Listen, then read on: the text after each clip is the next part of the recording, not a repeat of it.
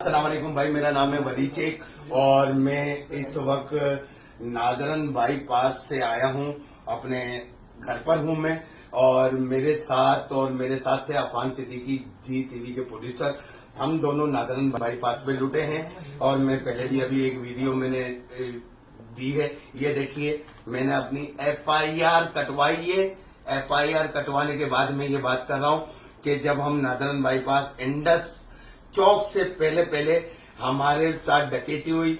मेरा mobile phone, मेरी हाथ की घड़ी और 85,000 रुपए गए।